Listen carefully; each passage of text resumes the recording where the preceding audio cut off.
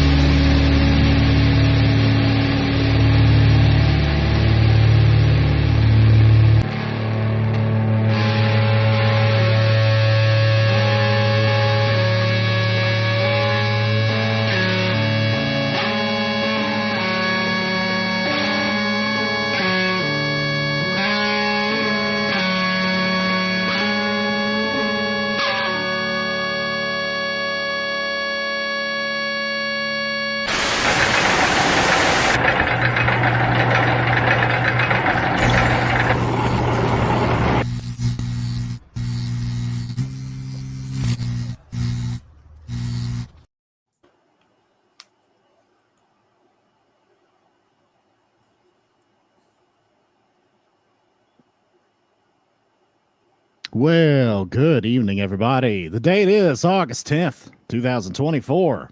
Right here on the AFW network, it is time for the Saturday night shenanigans that we know affectionately as the Garage. I'm your host for the evening. You guys know who I am. I'm Mr. Saturday here on the network, the effing expert, Mr. Isaacs.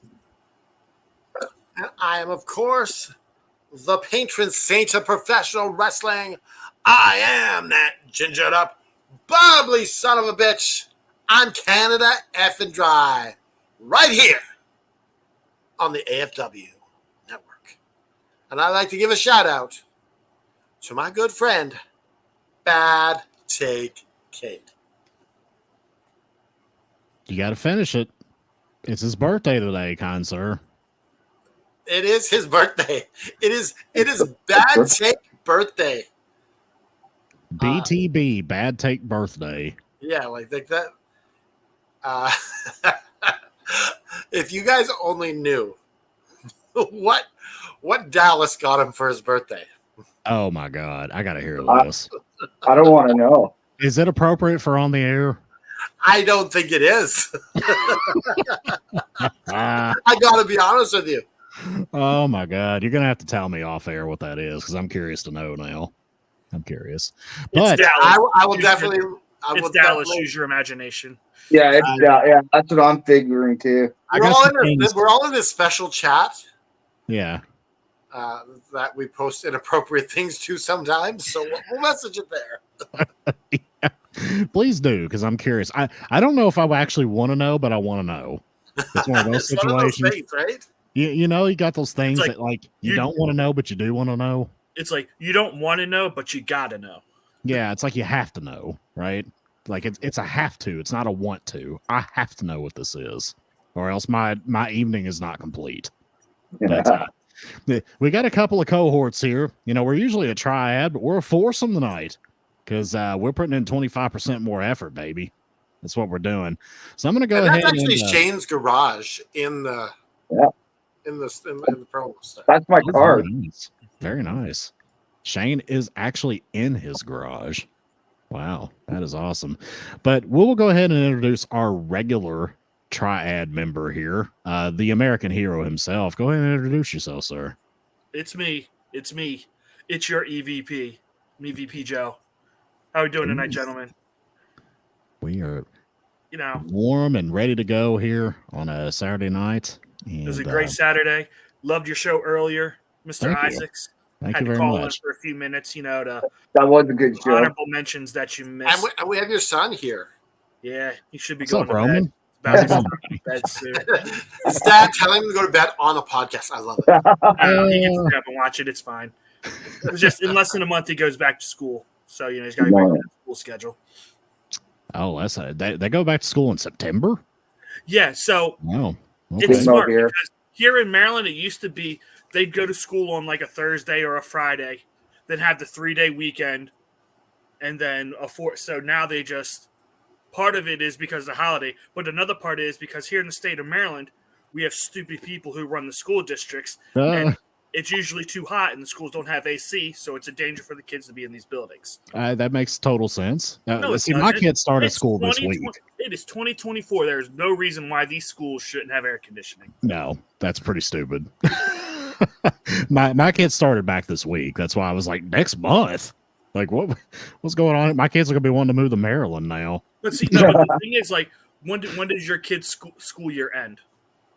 Like late May. Ours is the middle of June. So Same as in Canada here. Yeah. Well, depending what part, because there's like Coquitlam actually has like almost a full year, but they get like longer breaks through the year and stuff. Meanwhile, If I was a kid, I don't want that. You need that summer break. I'd hate my life then. Well, let's go ahead and get the garage man himself introduced here. Well, go ahead and introduce yourself, sir. You know, Canada Drive, Coach Canada called me up today. I said, champ, showtime, how's the shoulder? I said, you know what? It's doing good. He's going, you got one indie to prove tonight? I said, put me in, coach. Let me come in and close. I did say that. Yeah. We got a lot of gold on the show tonight in our prediction league. You know, we've got the tag champs here. We've got the effing world champion right here. And didn't one of someone else in our faction win? And then me, who is the GM for all the gold on the show. Yeah. Didn't we have another TDS member win gold recently? Falcon? JFB is the other weird champion on the other show. Okay, yeah. So we're rocking and rolling with this gold here. Yeah. Remember a year ago when we were kind of down and out here? And now here we are a year later. We've clawed back up to the top of the ladder, and we've got all the gold now. And in case there's any conspiracy, no, the podcast hosts aren't rigging the league for themselves to win championship. It just happened to have EVP Joe and the owner of AFW. Like I said, look, I may run one of the shows, but I don't pick anymore. So there's no. Yeah. You did retire from professional predicting. At least for this season. I might come back next season. As a matter of fact, Mr. Dave Pemberton has challenged me to a match if something happens. So I may be coming out of retirement at All Out. One night only?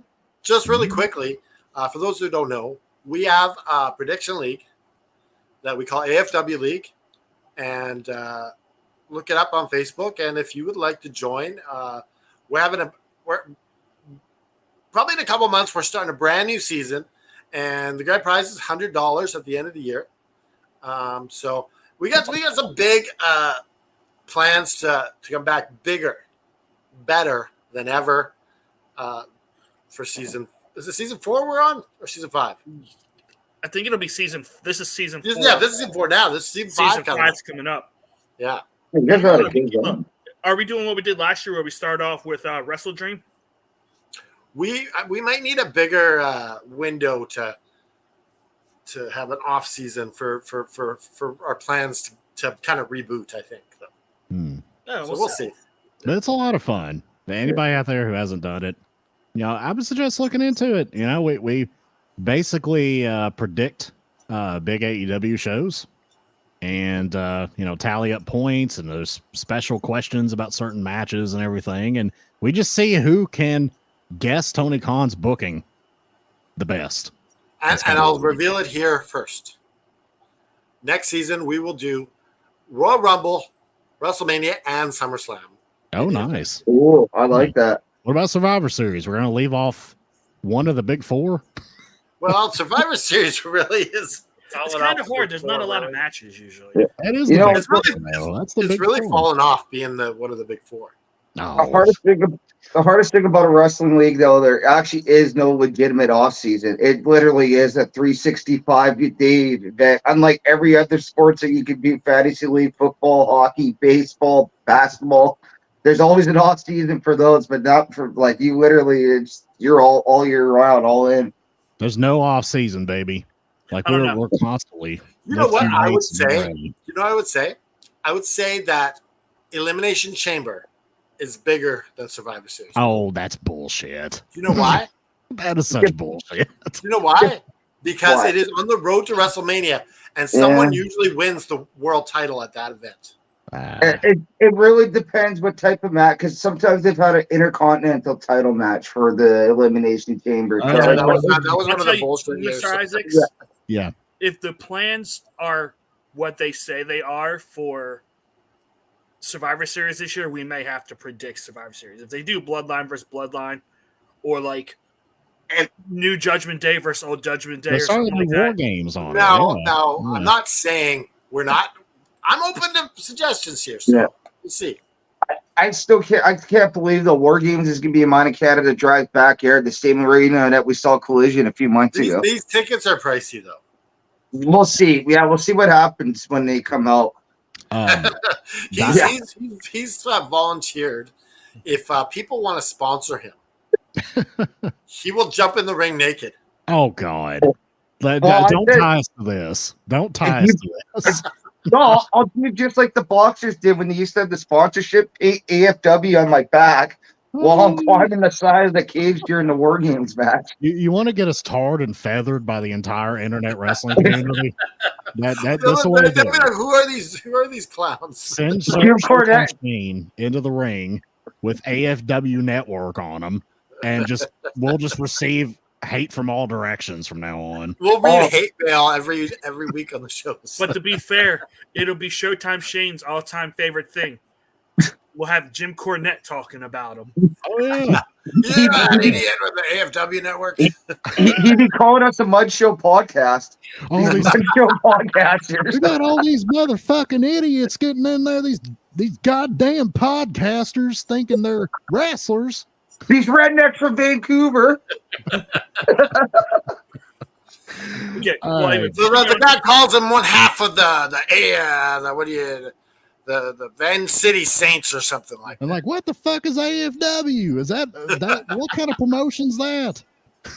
Oh so real quick, I think I read this right, but I think last night's episode of Rampage officially is now aired longer than Thunder. Yeah. Oh wow. Okay. And here in a couple weeks, Dynamite will surpass Nitro. That's crazy to think about. That is crazy to think. AEW's just breaking records. Well, it's just crazy to think about. Like we all in our brains, it's like WCW lasted for 50 years. And in reality, it lasted for what, like 12?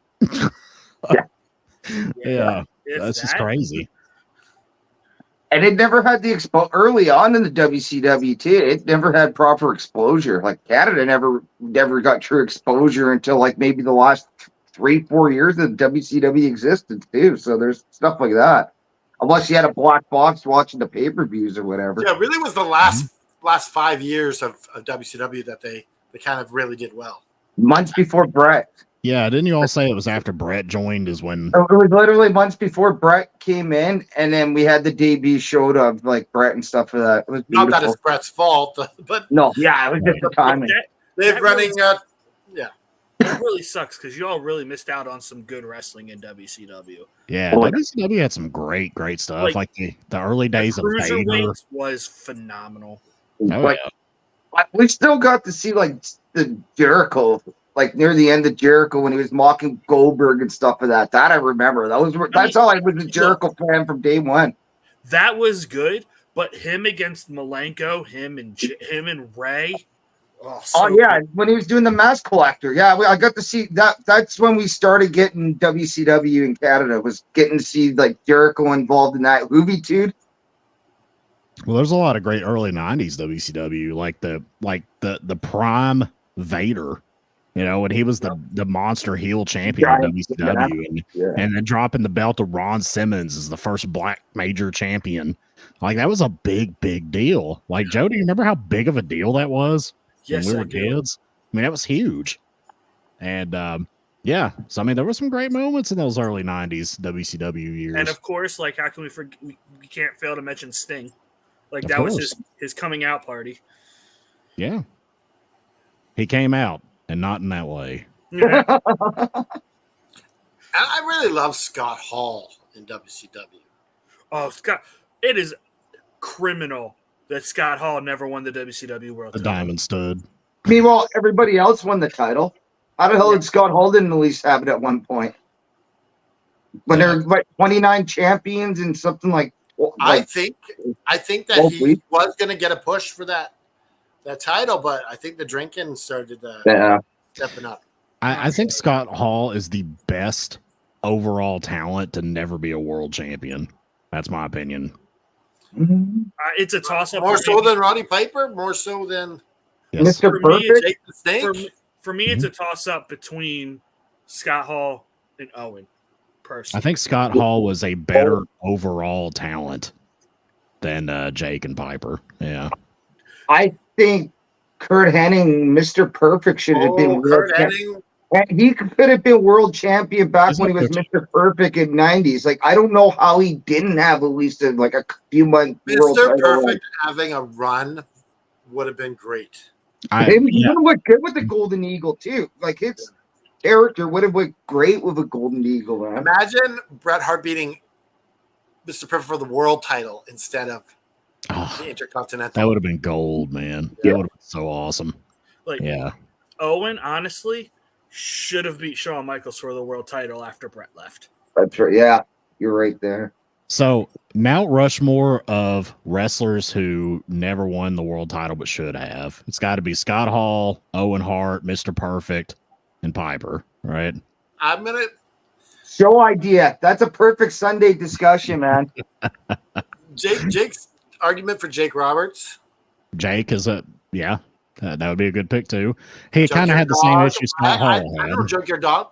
Junkyard Dog, I think, would have been a huge push to do that. Are we limiting it to like WCW, WWF?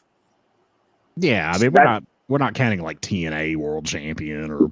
No, I mean, I think no AWA or anything like that either. No. WCW, WWE, but I think the WWE stars will be bigger. Oh, yeah. Yeah. Sure. Yeah. So that's a show idea that you can rattle around. I like that one. Well, I think we already pretty much just said it. Oh, we did, yeah. But we never made it. We never made it official Mount Rushmore. We all agreed with Jeremy here. His Mount Rushmore is pretty much ours. Hey, that's the best. That's the best. All right, gentlemen, we gotta get into the show. We got match number 1 here on Collision. Darby Allin and Hologram defeated the Premier Athletes Josh Woods and Tony Nese with Smart Mark Sterling and Arya Daivari.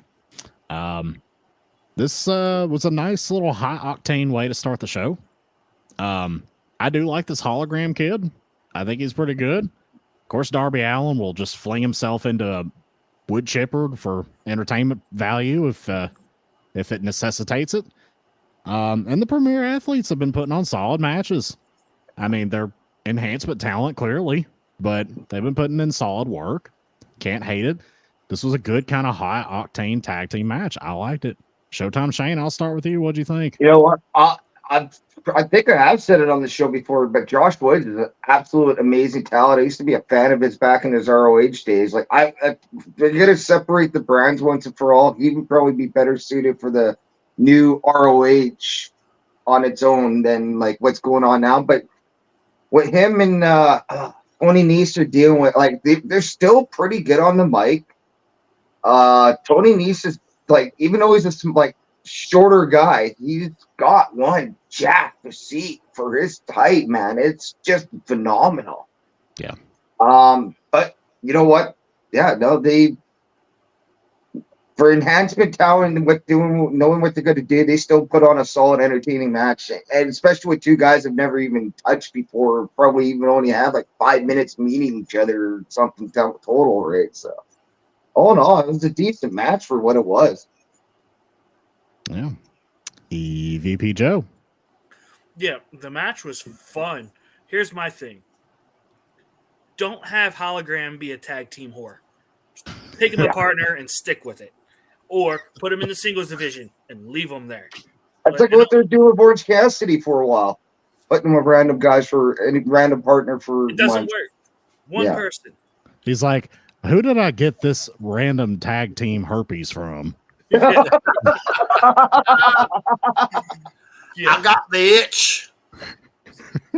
But the match was fun. Like, I agree with Showtime Shane. I love Josh Woods. I first saw him in the what was it, Survival of the Fittest tournament or something like that. Yeah.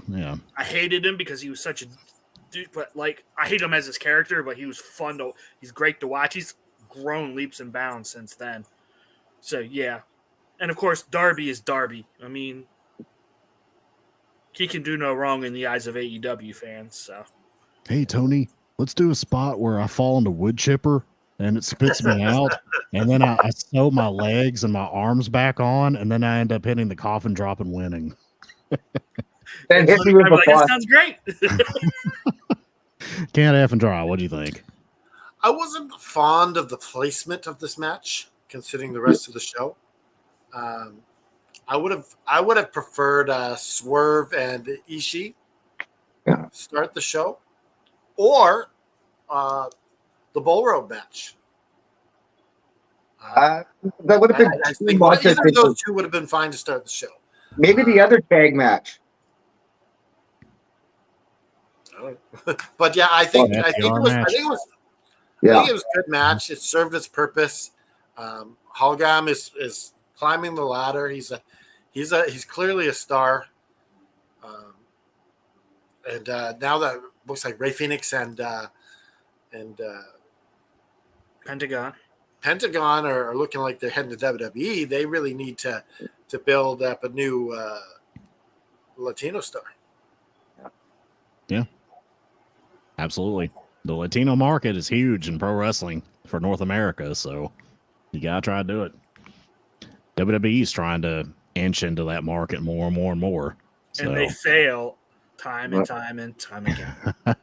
They always did under Vince. I don't know what they're going to do now, but they always did under the old school regime for sure. Well, and the fact that they're still doing business with Mexican promotions too, you really got to keep. And I heard they want to do AEW wants to do Puerto Rico eventually. So yeah, you really got to keep those Latino stars.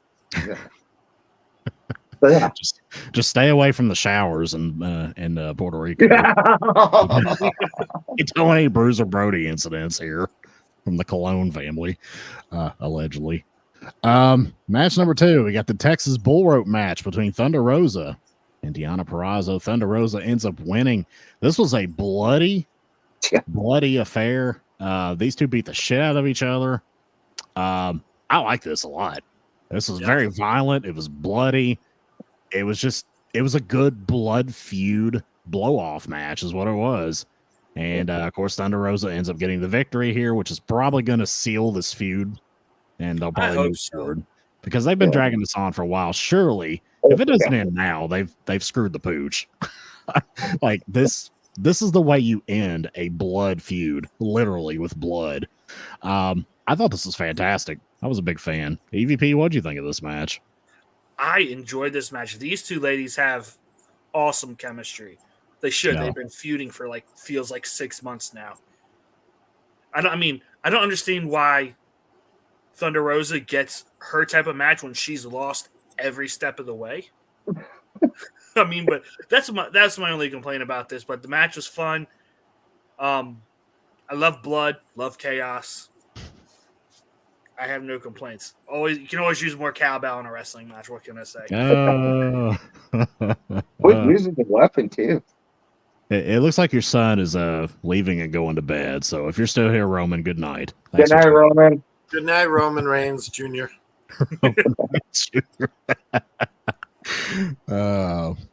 Anyways, I lost my train of thought there. Showtime, what'd you think of the match?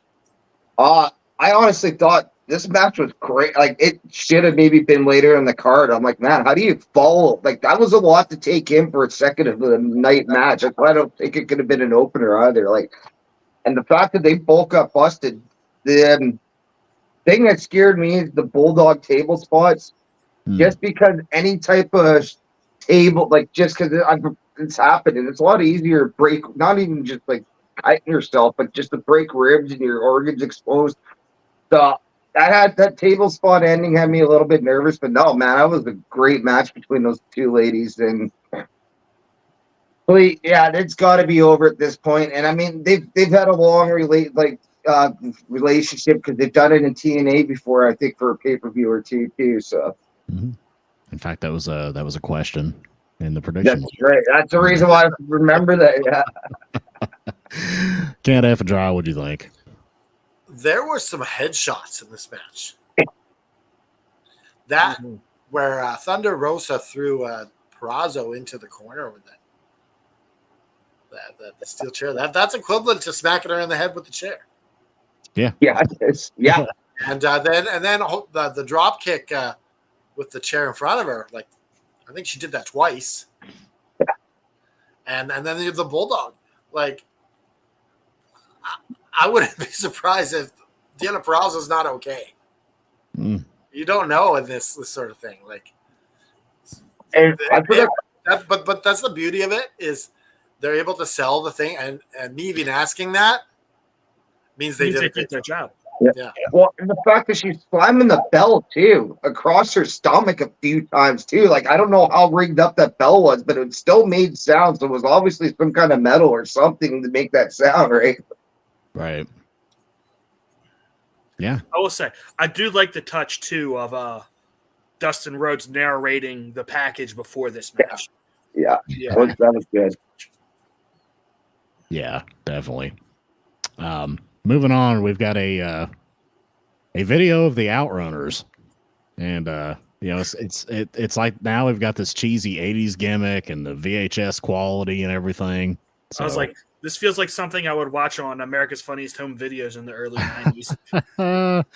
that leads us to the next match, which is, of course, FTR versus the aforementioned Outrunners. Truth Magnum and Turbo Floyd are their names. And I'm used to seeing these. I've seen these guys quite a bit in OVW, Ohio Valley Wrestling, which I watch from time to time here. They still make regular appearances there, even now that they're doing work in Ring of Honor and AEW. But this was just kind of, to me, this was just a good old fashioned tag team match. It was nothing flashy. It was nothing spectacular, but it was good. It that's pretty much all I had to say about it. It was a good old fashioned tag team match. Showtime, what'd you think of this? Exactly what you say. Those are the perfect words, because they're literally dressed up as two like old school late 80s, early 90s tag teams, right? So no, I was, and knowing that what's in Outrunners, that they're going to be enhancement talent for this match. We shouldn't be using the term jobbers anymore. But no, those guys are fun to watch. As much as they're just like Woods and what's his nuts. These guys do the job. Yeah, Nice. These guys do the job, and they're entertaining doing the job. I'm going to tell my kids this was Joey Janela and Effie. Canada Draw, go ahead. Yeah, I really liked this this little package for the Outrunners, because it relays that there's levels to being an enhancement talent. Yeah. So you, like the premier athletes, they're enhancement talent too. But like they're getting some mic time, they're getting some stuff backstage, and like they're the ones to make you're getting a good paycheck every week, and you're on TV, so your star powers and imagine your indie fees are going to go up too, right? Oh yeah, for sure. So I like these guys. They're hilarious. And the match, I thought it was really good. I thought that it was that old school technical match, and these guys are just goofy all the time. I feel like the Outrunners were literally plucked from like late 80s, early 90s WWF. Like they have that aesthetic and that character. You know what I like? You know what I like about these video packages too? It gives you the feeling of the old late 80s, early 90s enhancement talent, like video packages and stuff. Like some of those guys, that's some good like backstage stuff going. Like Brooklyn Brawler is a great example or whatever. They right? also play the boys for Dalton Castle. Yep. Oh, that's right. He's out now, so I guess they had to figure out another role for them. And they found a perfect one for him. Yeah. Do you have anything else you want to say about the match, EVP, before we move on? It was fun. I enjoyed it. Yep. All right. As FTR was celebrating, it was announced that the Acclaimed will get their tag team title match against the Young Bucks this Wednesday on Dynamite. Thank God that is not happening at Wembley. Yeah, that's I don't exactly want to pay money for that tag team match. exactly my thoughts instantly when I saw that advertisement. I was hoping it the whole time. Kip Sabian was backstage with Lexi, who asked about his recent issues with Nick Wayne. And, of course, Nick Wayne just appeared out of nowhere immediately before he even started talking, really. And Wayne challenged Sabian to a match on Rampage, and he promised to make Sabian a loser like his dead father. Yeah, they got a fascination with dead relatives here in AEW. Mainly just in the patriarchy. You know what I've noticed lately? Sabian's jacked now. Like, his arms look way beefier than they did like last year, man. He looks different for sure. Yeah, he's been putting some work in, and good for him. You know what it is? I didn't know who he was at first. Whenever they first brought him back, it's the hair. Yeah. I don't recognize anything else. No, but he was more cruiserweight when he first started in AEW, and those arms did not look like cruiserweight arms anymore. You know, he's got to put on that muscle for his wife. So, yeah. Speaking of which, whatever happened to her? I believe she's still signed per appearance with AEW, but she had some injury issues. That's right. She's just never coming back. I feel like I haven't seen her on AEW TV in like 2 years. I did like Penelope Ford as a wrestler. She was pretty good. I thought she was all right. Yeah, I did too. She wasn't Like, the best. I feel like they could have made her AEW's answer to Liv Morgan. Yeah. He could have been Outcast. He would have been a good fit for the Outcast too. I'd take her over him. I think we all would. I would take that. The next match, we got Roosh defeating Preston Vance. So this was obviously kind of like a, like an audition for the Don Callis family, I guess. Roosh just beat the hell out of Preston Vance, bloodied him up, ended up winning the match. This was all right. I mean, it just made Rush look like a badass, which I guess is what they were intending to do here. That's about all I have to say about it. EVP, what do you think of this match? It was fine. Like, they do this all the time with Roosh. He squashes a couple people, then he loses the big match. Squashes a couple people, goes to Dynamite, loses the big match. Rinse, repeat, rinse, repeat. Yeah, pretty much. Rush and rinse, repeat. But good Lord, Vance, he got murdered on that second freaking drop kick in the corner. My gosh. It just grazed off his face right into his shoulder. I'm like, ooh, that just looked like it hurt. Can't F and dry. I think this match was pivotal for Roosh. Oh, yeah. Because you're showing that I'm not that guy from the past year or so. Hey, guys, real quick, I got to step away for a second. I'll be back. Okay? All right, cool. You're saying I'm not that guy from last year or the year before. I'm destroying that right here tonight in Preston Vance. And unfortunately for Preston Vance, I think he's going to be that enhancement talent as well. He's going to be like the Outrunners. He's going to be like the Premier Athletes. I can't see him unless it's a Ring of Honor, starting from the bottom. Yeah. I think that's what he has to do to get where he needs to be. But he took a beating. He took a beating. It's like, I was shocked that they decided to go with blood again. Yeah. Well, he did promise blood, so I guess you gotta deliver. Showtime, what'd you think? It's funny how Aaron brought that up at the end, because that was actually going to be one of my points. Was like, just when that happened, I'm like, man, there's I hate when there's times where it just feels like there's just too much blood.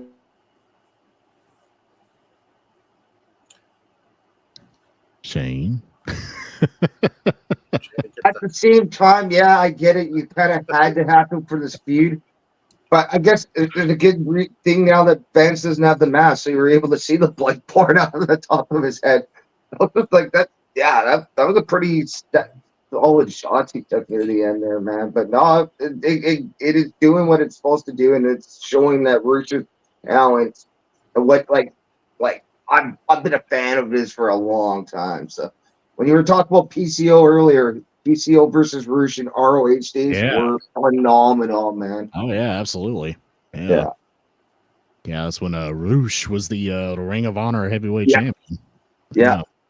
Back when it was like a real title. And it was the real ROH too. Yeah. So did you guys see Tony Khan tease that the AW announcement is coming again? He's teasing it. It's looming. It's like he's teasing it.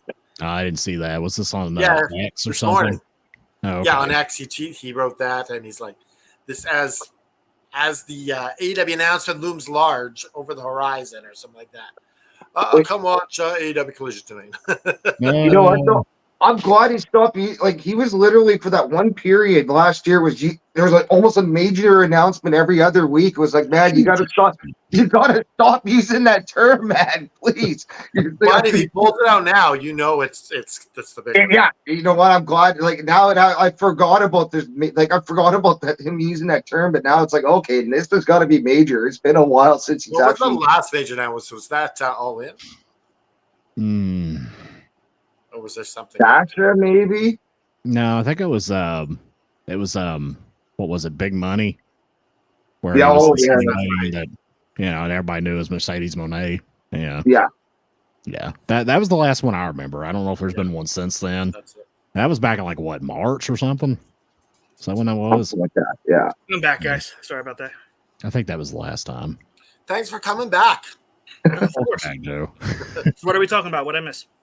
We were finishing up Roosh and Preston Vance, which you went first on that, so Okay, cool. you came back just in time. I heard you talking about something about big announcements or something like that. Yeah, go ahead, Aaron. Yeah, Tony Khan was teasing this morning that the biggest announcement in AEW history is looming large. Yeah. And then he goes, tune into AEW Collision tonight. Got to be the media deal, right? I mean, yeah, it's the media deal, and Yeah. there's a reason why it hasn't been announced yet. They're not allowed because with quarterly earnings, there's blackout periods, or it can be seen as tampering with. Yeah, so I see like Tony's like, I want to tell. Yeah, you can tell he's like. you don't want to get the SEC on your ass, pal. Yeah, no, ain't worth it. That's the Securities and Exchange Commission for you non-US folks. Do you know that on Triller TV, we used to be Fight TV. Mm-hmm. They haven't put up the All In for sale yet. Oh, really? I've heard about that. That's Maybe it's because it's going to be on Max. Oh, yeah. God. So I hope to God it's on Max. I hope so badly it's on Max. That kind of makes me wonder what happens in Canada, because technically we have a form of Max through Crave TV, but I don't know if it would have there's been never a live event through our package. No, but that would mean that Fightful would not Fightful Fight TV would just put it on there because Yeah. So there's a reason why they're not, or maybe they're not. They started selling those past packages because they're like, well, at least we got these. Maybe that's why they haven't put it a bit, because they don't know what's going on with the TV deal. So yeah, I'm sorry. I just read Matt B's latest question. It just fucking out of nowhere. You know, I've been pondering this question for many nights, and sometimes I just want to get up and storm chase. you gotta have, you're either an adrenaline junkie like Darby Allin or a death wish. Tell me, Matt B, did you just watch the movie Twisters? That's what I was going to say. Somebody's been watching Twisters. I was seriously just going to ask him that. Well, at least he's not asking to put his brain in a robot with a chainsaw. Oh, he didn't ask what is basketball. He could have asked what is basketball too. I mean, Matt B he's a hell of a character here. But we've got an awesome cast of characters here, right here on the AFW. Hey, we got Noob too, another legend. Oh yeah, Noob is a legend, man. Noob is awesome. And he refuses to acknowledge our request for Knuckles in his. He's like, He's the AFW network heel. What if one day He will not give the people what they want. One day he's just going to snap on you all, and he's just going to be like, "Motherfucker, it's Sonic," and that's it. All right. Heel You know, turn like solidified. those quiet ones that just are nice, and then they just come at you, and they're like starting to like just run. You just freak the shit out of you when they snap. You know what they say? Always be scared of the quiet kids. So. Yeah. So we got the Jack Perry video from Dynamite. I was hoping Taco Bell would interrupt him again, but it didn't. So I actually saw the full thing. So I guess they decided, well, maybe we should run that again. Sans Gordita Crunch. It was fine in Canada on so I guess they're just showing it for Americans. Swerve Strickland comes out for his open challenge eliminator match. He took the mic and hyped up his all-in match against Bryan Danielson, and he said he needs a suitable warm-up. Prince Nana gets on the microphone and says whoever came out needed to know they were going up against the most dangerous man in AEW.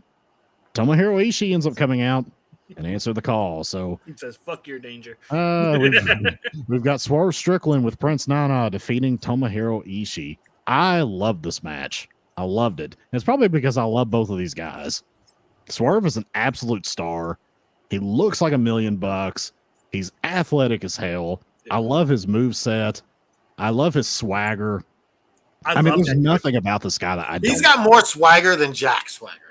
Absolutely. That's not hard to beat. Let's be honest. I know. I just had to say it. And Jake Hager, both. Yes, add way more than Jake Hager. I loved that coat that he came out in tonight. Yes. The red fur. Oh, it looks so good. That was so dope. I loved it.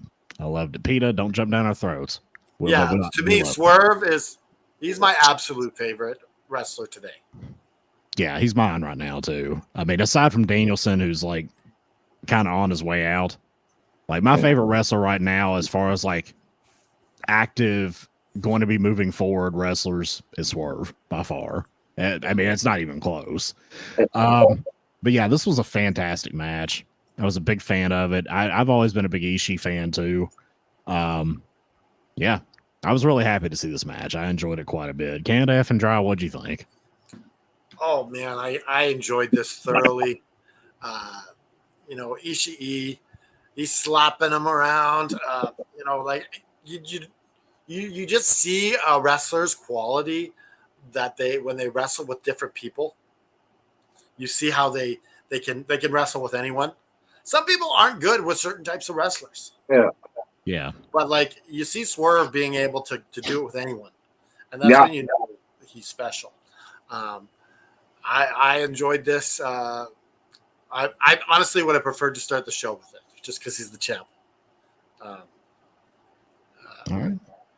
I'd like to see AEW treat him a little bit more like the star he is. I don't think they're pushing him as much as they should. I think they do, because what I've noticed is they use Swerve for that top of the hour to draw in like that new hour quarterly rating. I think that's what they use him for, to try and retain, which I mean, that's kind of, if you're not going to have him open or close, that's where he should be. He's dead in the middle of the top of the second hour.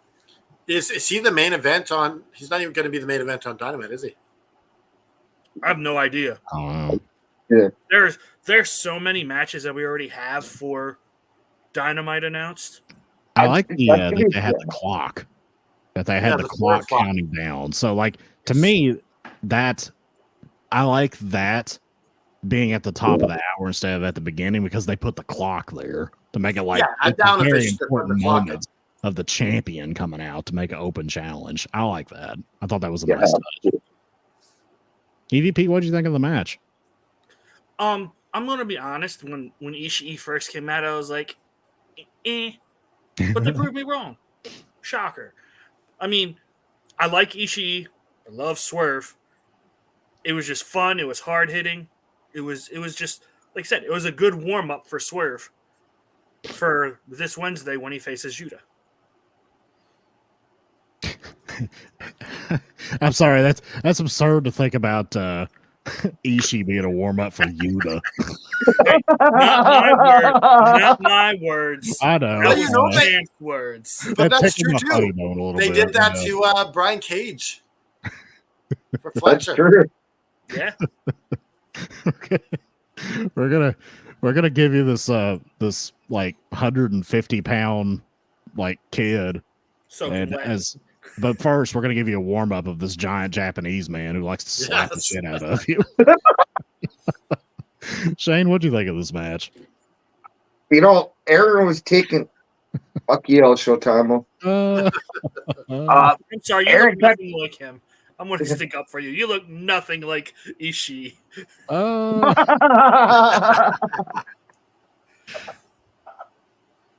If you Oh, grew out it's that you, my facial bad, I hair read it and, wrong. and like tease the hair up a little bit, I mean, who knows? Maybe you could pull. Oh, I off think he would Yuta. look like Yuta if he tried a little harder. I have. There's that one picture. I'll repost it in the chat with me with the beard. It was like, and plus, like Yuta back when he used to shave. It's like, Dude, oh I no. couldn't picture you with a beard.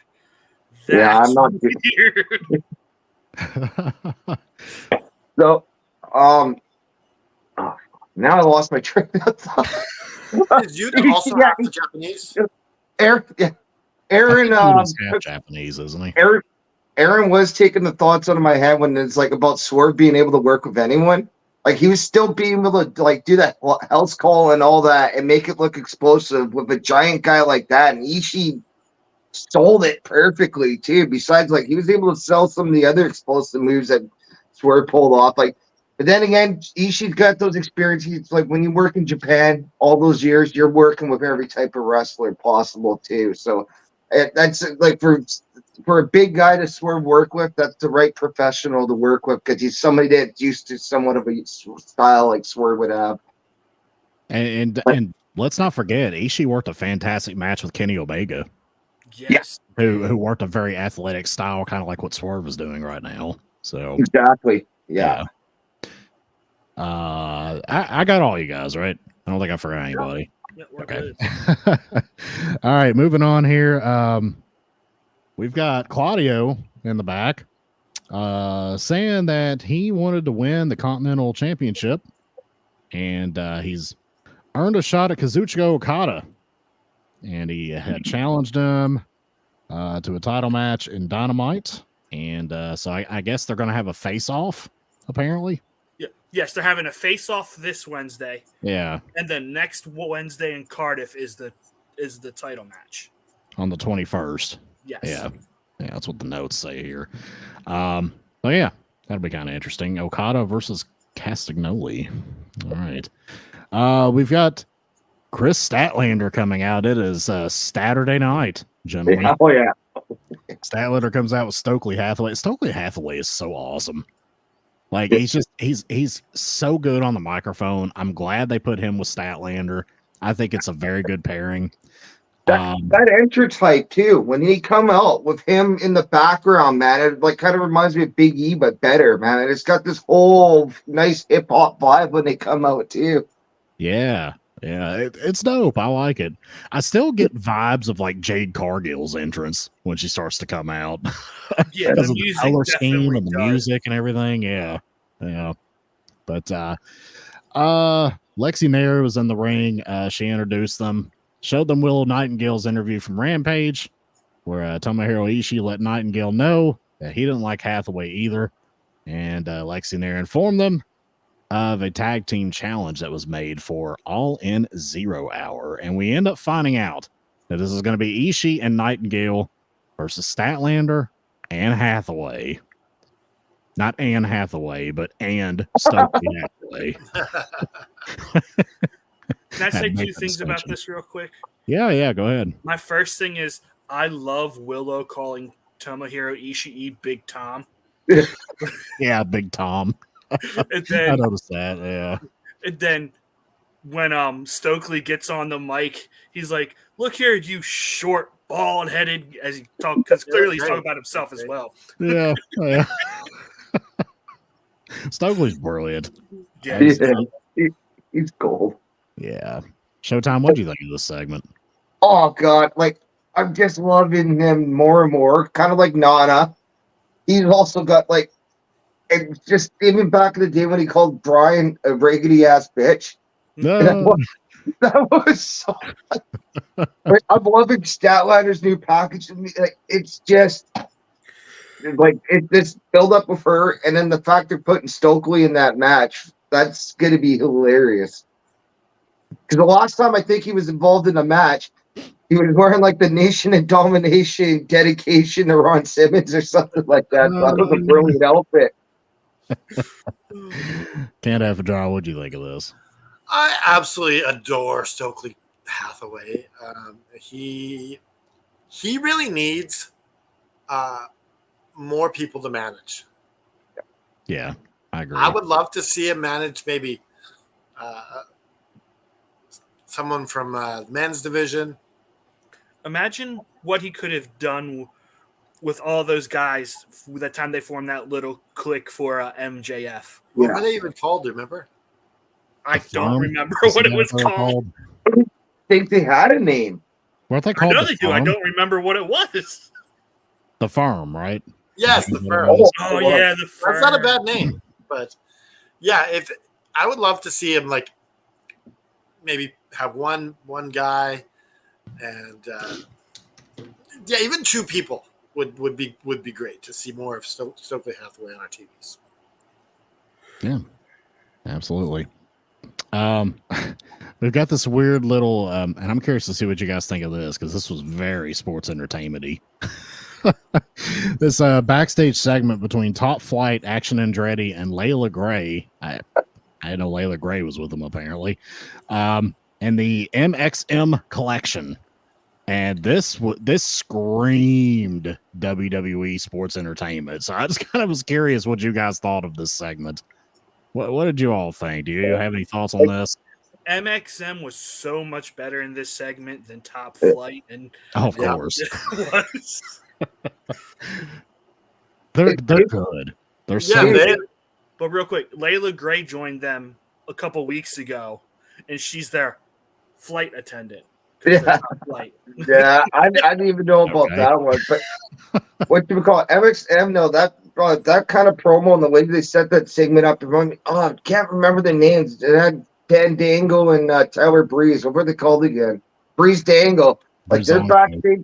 Yeah, some of their segments, the way they came in, that camera angle to them coming rising up. I'm like, man, it reminded me of one of their promos back in the day. to me, the exit was amazing. They just dropped. That was the highlight for me. Yeah. So this was interesting. I like those guys a lot. I don't know why Leo Rush ended up coming in and relayed a message from Tony Khan, I guess. It seems that is just to get him on the show. Yeah, and TK just responded to me, guys, and said you're gonna have a match next week. I'm like, okay. Hey, look like Yeah, like TK's gonna talk to you after your bullshit. like if you look, I mean, if you looked at his phone, it looked like he had the Notes app pulled up, but he pretended he was reading a text message. Joe, did you have something you wanted to say? Yeah, it's like honestly, like this, like to me, this speaks to TK's character. The fact that he's brought back Leo Rush and as actually using him in a relatively good way. But I want to bring up one more thing, and I can't remember exactly what it said, but Mansoor, when they said about the match, he said he hurt his cuticle, and he said that he wasn't. I forget what the line was. It wasn't cosmetically cleared. Yeah, kind of like that had me rolling. It was not cosmetically cleared for action this week. Yeah. I think is what he said. Yeah. But yeah, what's the other guy's name? Not Mansoor, but the other. I mean, his name was Dio Madden in WWE, but what do they call him now? Mace or something. I know in WWE Mason it was Madden Mace or Yeah, something like I that. think he's still Madden, isn't he? Yeah. But the guy's gigantic. Yeah, he's huge. He's still big. Well, remember we talked about him a couple weeks ago when he was Dio Madden and he did commentary, and they did that thing where Lesnar came out and like beat up the commentary team, and then when he stood up to Brock Lesnar, he towered over him. That just always stands out in my mind. Noob says his name is Mason Madden. That makes Yes. sense. That makes sense. So they kind of took Mace, which was his name with Retribution, and mixed it with Dio Madden, his commentary name, and made Mace Madden. So Yeah, I like that. Creative. that's probably his real name. I don't know. I would Yeah. assume. Monsoon and Mason Madden. There you go. Hikaru Shida defeated Aaliyah James, and yeah, I mean, what? This was just kind of a squish match. She did good to keep up with Sheeta. Yeah, She didn't look out of place or anything. Do y'all have any thoughts on this one? I mean, it's kind of a bit of a nothing burger, really. She won with the Falcon Arrow. No one ever wins with the Falcon Arrow. Yeah, she won with the Falcon Arrow. Yeah, it was also you blinked and you missed this match. Yeah. It was like 3 minutes. Well, at least this was a lot better outcome this match than what happened last week or a few weeks ago. Has was Sheeta injured for a long time or something? She did a lot on ROH. Oh, okay. I was just going to say, I mean, I'm not saying this negatively, but she's noticeably put on weight. So I didn't know if maybe she'd been hurt recently or what. She may have. She looks a bit different than she used to. Like the beginning of the year, she was really in ROH because she had a program with Athena. That's right. Yeah. All right. Well, then we get the Bryan Danielson sit-down interview with Jim Ross, and this was basically the same thing that Swerve did with Jim Ross, where Jim Ross is just interviewing him and asking him some questions, and Danielson's talking about how he signed a developmental contract 24 years ago, and when he looked at the contract, he had his name and Jim Ross's name on it, and how amazing that was, and talks about his neck issue and his concussion history, blah blah blah blah. He casually drops that he needs neck surgery by the end of the year. Do you mind if I go first on this one? Yeah, sure. Go ahead. Okay, so this to me was odd. I felt like unless he's fucking with us, that he's saying he's gonna lose, like because this is his last match. He's teasing it's an exit. So I'm like, unless it's just really good, mindfuck here to keep the outcome out. Like he's doing a really good job hiding if he's actually retiring or not. Yeah, because it seemed like he was like riding off into the horses in this interview. Yeah. EVP, what'd you think? I think I like this sit-down interview just a little more than I like Swerve's. And I think just because if it really feels like Danielson is way more comfortable with JR than Swerve was. You could tell, like, Daniel. Obviously, was also the questions asked as well, though. Yeah. But even before, like, they got into the questions, like, but either way, like, once again, does a good job, tells a story, gets me interested for the title match, did what it needs to do. Showtime Shane. Yeah. That was a shocker, the whole him releasing that he's gonna need neck surgery and all that. So I have a feeling, All In probably isn't gonna be like I don't know. It's just got a weird feeling. I think it's a mindfuck. Just to keep it is. You're right. No, it really is. I think it is a mindfuck for All In, to be brutally honest. That means he's doing his job. Yeah. To keep the outcome unknown, like to keep us guessing. And what better time to do something like that and on your final run? Right? Like, yeah. I still think there's a decent chance to a pretty good chance that Nigel McGuinness is going to cost him this match. Right? Because Nigel's still making comments about Danielson like being a sissy and not wanting to fight, and Well, did you see? You saw that interview that he did, right? Yeah. McGuinness said, "I still have a lot of fights left in me, especially if it's with Danielson." Yeah. Could McGuinness win the Gauntlet Battle Royal or the Gauntlet Casino Battle, or whatever? That would be best. Well, because he kind of made couple smart ass comments tonight. Even just like, "Oh, I'm retired," or something. Like just kind of the way he said it too. It's just like, there's something going on. Thanks for watching, Hurricane Paro. Hurricane Paro. All right. Welcome to the Seen you show. here, but thanks for watching. Like your profile pic. Yeah, that's pretty cool. Pretty dope. We get good old Hikaru Shida backstage. Hikaru, as Tony Storm would call her, with Lexi Mayer. And she mentions that she wants to call out Mercedes Moné, and apparently she wants to call her out for a TBS title match on Dynamite. So looks like we're going to get Shida versus Moné. Yeah. So, moving on now, we got the AEW World Trios title #1 contender match with special guest referee Christian Cage, who had a turtleneck striped shirt. Awesome. Which is awesome. He's about 2 months early for Halloween and Beetlejuice. We got House of Black making their monthly appearance versus the Bang Bang Gang, of course, Austin Colton and Juice Robinson. And this was a really good match. What a wonky finish. I suppose that Christian thinks that in kayfabe that if neither team wins, and nobody's going to face us. Clearly, he's learned nothing from his 30 years in professional wrestling. Because obviously he ends up spearing Buddy Matthews whenever Matthews is getting ready to go for the pin, and Killswitch and Nick Wayne hit the ring with chairs. They beat the shit out of everybody. End of scene. So, but this was a pretty decent match. Both of these teams are really good.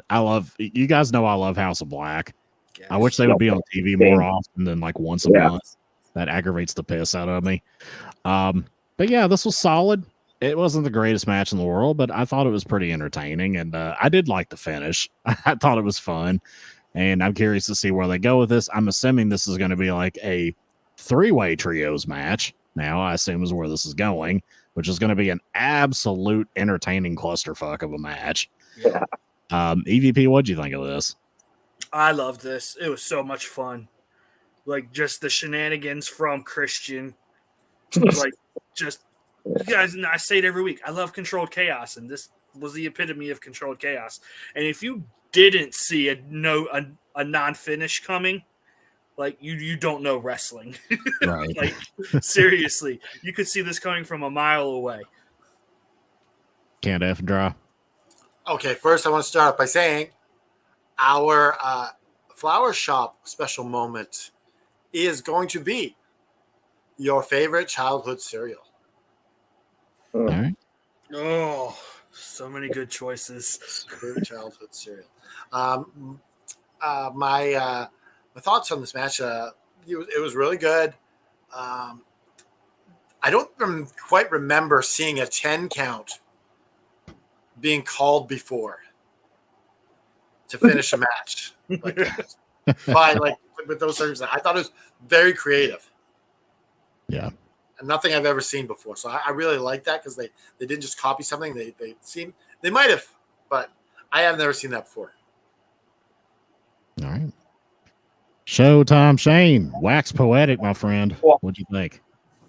It was so obvious when Christian came out with that beautiful ref shirt that this was going to be a screw job ending. Like, it was just going to be more. But that being said, it was more, you know what? And the fact that this collision set at the Arlington Studios with House of Black when they came out, that looked badass. I don't know what it was with the shapes behind, even though it was in the shadows, but it looked badass, their entrance tonight. And honestly, great trios match. That spot when Brody King had all three of the guys sitting on the guardrail on the floor and him doing kind of like that sideways cannonball splash into them. I'm like, man, that was pretty badass move. Pretty explosive too. Overall, decent match. I'm really hoping that obviously this is going to lead to an all-in or all-in 0-hour match with 3 teams. I kind of want something like either a street fight or a ladder match. I want something where all those guys are involved at the same time. I don't like how AEW does their trios, like 3-way trios or even 3-way like tag team matches. where it's only 2 guys in the ring and not one from each team. So I'd rather them somehow integrated it all at the same time type of match for those trios titles. It's going to be a London street fight. Yeah, I almost thought about that too, but I'm like at the same time, like they've already done this. They literally just used up a stadium street fight earlier this year. It's gonna be like the what was it the one Manchester? that Orange Cassidy had with the orange juice? Mayhem. But it's gonna be tea. The tea and crumpet match. They're throwing him in the big cup of tea.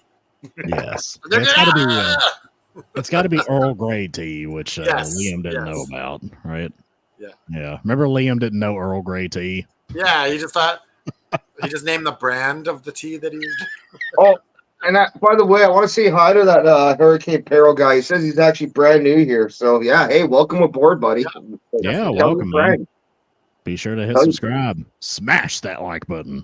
And check out there's all the socials connected to the name AFW. Make sure to check us all out, or check it all out there. Absolutely, brother. Glad to have you. One thing I forgot to mention, and I think it's fitting to mention this. We've talked a lot about WCW today and earlier today as well. Tony Schiavone gave a little tribute to Kevin Sullivan during the House of Black intro, because obviously the devil character, it kind of resembled House of Black. And for anybody who enjoyed WCW, Kevin Sullivan was the booker. He was the creative force for most of WCW's existence. So rest in peace, Kevin Sullivan. Actually, he's got an ROH tie-in too. Like the last 3 or 4 or 4 or 5 years of ROH existence, Steve Corino, somehow as Kevin Sullivan was involved in this match, and that guy is now just in jail. He was in backstage not too long. Whittaker, but they were all involved in a feud. But Kevin Sullivan, even when he was like in his late 50s or something at that point, still did pretty good for a character and a role for ROH at that time. I'd forgotten about that, but since you mentioned it, I remember that. Yeah. Are you guys ready for the flower shop? Let's do it. Let's go. Of course, this is the part of the show where we give our bell ratings and we tell you what our favorite cereal is. Of course, this is brought to you by Pro Wrestling Tees / Adrian Adonis. Pick up your Adrian Adonis gear today. The adorable Adrian Adonis. Yes. All right, so you guys know the deal. For anyone's new here, like Mr. Hurricane, we are going to choose our match of the night, our segment of the night. We're going to give a bell rating out of 5 bells instead of stars. We do bells, and we always have a wild card option, which Canada Dry has selected childhood cereal, our favorite cereal. So, who wants to go first? I'll go first. Go ahead, EVP. Okay, so favorite match of the night. I think I want to give it to the main event, the trios match. I enjoyed it. It was fun. Favorite segment. Probably Mason Mansoor. That little backstage interview. I liked it. They're fun. They got me laughing. I'm giving this show 4 bells. I enjoyed it. 2 hours flew by. Set up more stuff for All In or All Out, whichever one they choose, whichever direction they go. And my favorite childhood cereal, I love Fruity Pebbles. Like, fill up the whole bowl, fill the bowl with milk, and then just drink the milk after eating all the cereal. So I love it. And the milk's changed colors. Yep, change colors, and it just tastes all kinds of sugary. Oh, so good. I still got a box of Fruity Pebbles candy cane, actually. With Cocoa Pebbles, there's like half and half of each still sitting around. I need to bust open one of these days. Did you guys save the John Cena box or no? I never got it. Have any of you all ever had Bootios? No. Nope. Have you? I'll go ahead and go next. For me, my match of the night was Swerve and Ishii. Shocker, right? Segment of the night, I'm going to go with Statlander and Stokely Hathaway. I'm going to go with that one. And my overall bell rating, I'm going to go 3.5. I think this was a very solid show. Yeah, I really enjoyed it. I mean, this is one of the more enjoyable collisions that I've seen in the past few weeks, and I really liked it. So it was nothing incredibly over the top to get me like 4 and above, but I think 3.5 is good for this. Showtime, you're up. Oh, favorite cereal there, Mr. Isaacs. Oh yeah, I forgot my favorite cereal, Lucky Charms, Magically delicious. because I love the the pieces of cereal and the big ass marshmallows just mix so well together. Yeah. I was always a big fan of that. That's growing I up. hate cereal marshmallows. I find them absolutely disgusting. Oh, I love them. Big surprise. Joe hates something. Oh, Hey, and the Yeah. fact that they're selling Lucky Charms, just the marshmallows in the bag is awesome too. We got noobs things. Favorite match is the Texas Bull Road match with Thunder Rosa and Deanna. Oh, yeah. Segment is Top Flight. And the M&M backstage segment, Bell rating 3.75. Favorite cereal is Frosted Flakes. well, That's a thank you good for sharing cereal. that, noob. Thank you for That sharing. was my best impression of Excalibur, reading that out. No, this will be Excalibur. Favorite match, Texas Blue Rope between Thunder Rosa and Deanna Perez. Favorite segment. Then he just reads where you can't understand him anymore. Tope Suicida. Go ahead, Showtime. I was gonna go with the actual the final match because it was it's leading up to a all-in 9-way match. But since Noob said that, no, I could put because we're going through so much. It was so early in the night. No, I'm gonna have to go with the Texas Bull Rope match. Those women put on a hell of a match. They're gonna be sore tomorrow morning when they wake up. Yeah. Favorite segment. I'm gonna have to go with the Outrunners just because it's just one of those segments. It was building up enhancement talent. I dig it. Right. Bell rating. I'm gonna give it a solid 4. Like I haven't watched a lot of Collision lately, but I've been now it's my second one that's in the Arrowton Arena. I love that venue. Maybe not so much with AEW, but that should be maybe a ROH homestead for a little while, just like how NXT has their wholesale. Like I think, and then maybe not permanently all year, but maybe a solid base for a couple months, and then work other bases just like that. And cereal, I honestly hate cereal nowadays. I don't touch it. As a kid, because you have to go to the States to get this. So my parents would go when I was younger. French Toast Crunch. I love Cinnamon Toast Crunch, where you can only get that French Toast Crunch. You pretty much can only get it up your guys' ways. The odd time they would bring it as a special limited edition thing or whatever. But yeah, French Toast Crunch is solid. Not a bad choice. French Toast is good, but CTC is king. I would imagine American cereal probably has quadruple the sugar too. That's Just knowing the American food market like I do. Pot of the Bonds breakfast. I know somebody at used to brew for the local Coke in Richmond, my old hometown. And they said when the American one went on strike one time, Washington State, they had to do the recipes there. And I was like, yeah, their recipes were different from ours. And you would be surprised how much higher their content. That's why our food tastes better. It's not as healthy. No, nothing beats Mexican Coke with the sugar cane. Well, it's because of the fact that we subsidize corn in this country. So everything's made of corn syrup, which is demonstrably sweeter and worse for you than pure cane sugar. So everything you eat or drink in America has corn syrup in it, high fructose corn syrup. If it doesn't give us diabetes, we don't want it. Because there's all this abundance of corn that needs to be used up. And don't you forget it, Canada Dry. Again, F and Dry, you're up. All right, my match of the night is also Thunder Rosa and Deanna Purrazzo. I thoroughly enjoyed that. It was one of those matches that just pulls you in and just you can't look away, and that's a good quality match. Yeah. And my favorite segment of the night is the sit-down interview with Bryan Danielson and JR. I can't believe no one else picked that, but I'm gonna Bob Barker the fuck out of you guys for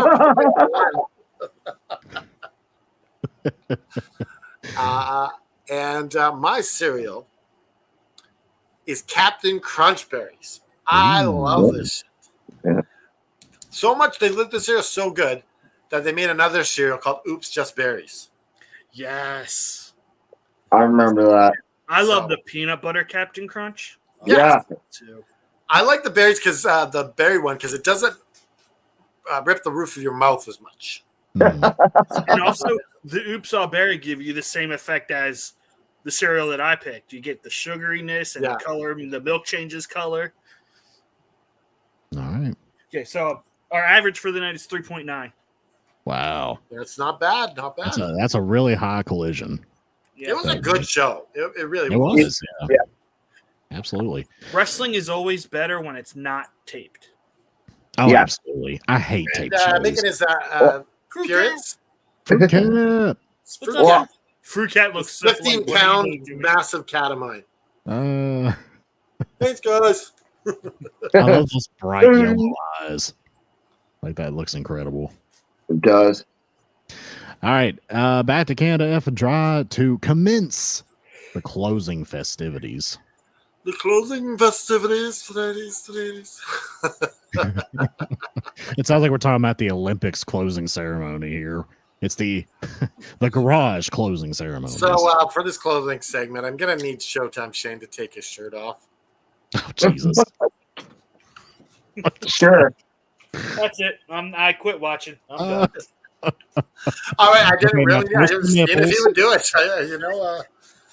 I didn't think he would. Have him twist his nipples. Come on now. Oh,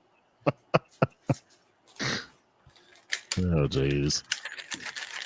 off the rails. The Off cat the was rail. trying to steal these. Oh, jeez.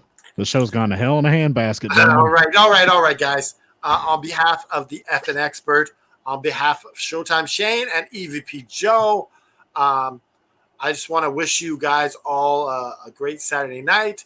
A reminder that sometimes you get down, something knocks you on your figurative ass, and you're stuck. And I want to remind you, it's okay to be down. It's not okay to stay down. And just you got to reach out for help, and you just can't accept it. If you accept it, you're gonna stay down.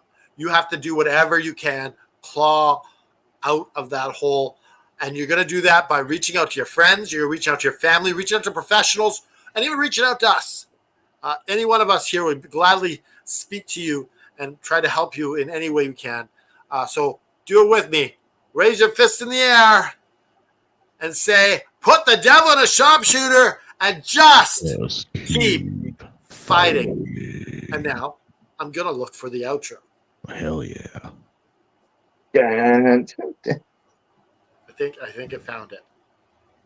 No, I didn't.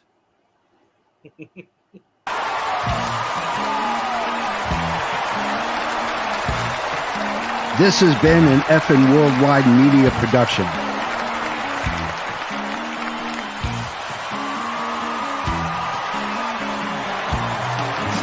You can find us on all social media platforms like Facebook, Twitter, and others. Head over to our YouTube channel at youtube.com/effing wrestling. And while you're there, click like and subscribe. Want some swag? Head to our store at prowrestlingtees.com/effing wrestling. You can find all these links and much more at our awesome website, effingwrestling.com. As the JFB always says, you can book it. So we were trying to find the winner of the lifetime supply of craft dinner, not mac and cheese, and they didn't respond. So unfortunately,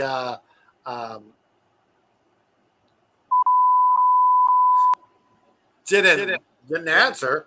So we're gonna have to pick a new winner. I'm just gonna reach down into this bowl that I have here, and we'll pull out the name. My name. And that's how you win. Just do that, and you get the prize. Simple as that. Excellent.